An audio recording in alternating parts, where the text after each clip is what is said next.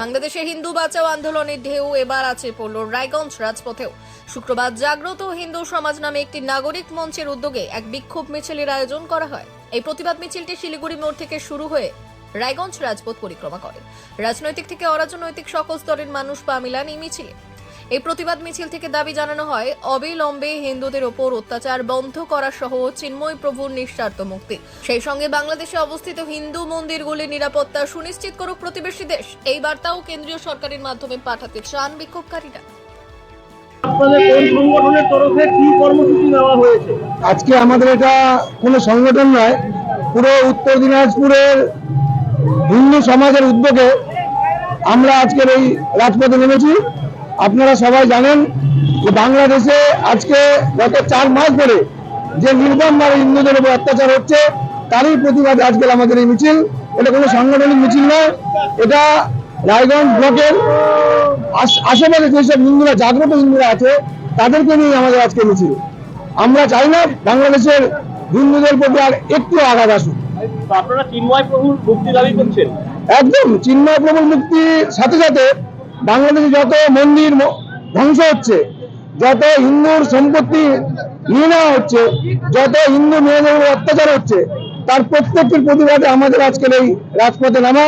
এবং এই রাজপথে নেমে আমরা কেন্দ্র সরকারের মাধ্যম দিয়ে বাংলাদেশকে নির্দিষ্ট বার্তা দিতে চাই যে ভাই, তোমরা বেশি বেরো না, তোমাদের নাবালক যারা সমন্বয়ক হিসেবে রয়েছে তাদের ক্ষমতা কতটুকু নেই, তার থেকে বেশি কথা বলছে। ভারত থেকে যদি লবণ পর্যন্ত না যায় তোমরা চলতে পারো না, আর তোমরা ভারতের বিরুদ্ধে কথা বলছো, একবার ভেবে কথা বলো। যতদূর জানা গেছে যে চিন্ময় দাস প্রভুকে ইসকন বহিষ্কার করেছে এবং তার বক্তব্যের দায় ইসকন নেবে না বলেছে।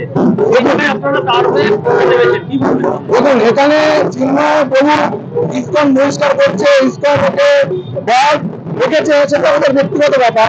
কিন্তু চিন্ময় প্রভু একজন হিন্দু, সেই হিন্দুকে সেইখানে অত্যাচার করা হবে।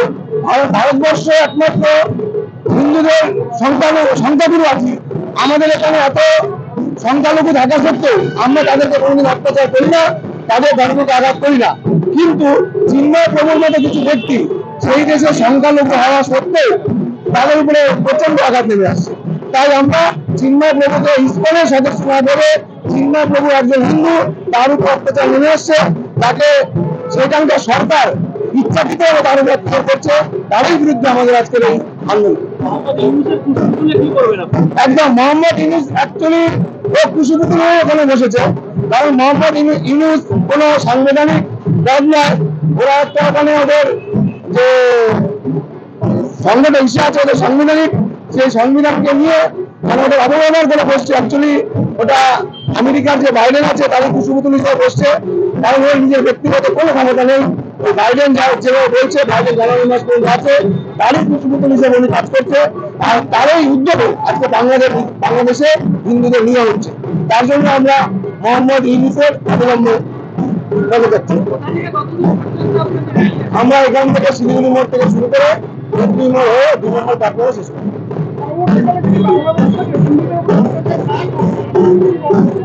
আমরা ভারতবর্ষে, বিশেষ করে পশ্চিমবঙ্গের হিন্দুদের পক্ষ থেকে একটাই বার্তা দিতে চাই, এরপর যদি বাংলাদেশে কোনো হিন্দুর প্রতি অত্যাচার হয়, তাহলে এখানে যারা সংখ্যালঘু বলে, অ্যাকচুয়ালি আমরা উত্তর দিনাজপুরের সংখ্যাগুরুই আছে, তারা যারা সংখ্যালঘু হিসেবে যখন নিজেদেরকে প্রতিষ্ঠা করে, তাদের প্রতি আমরা আঘাত আনতে বাধ্য হব।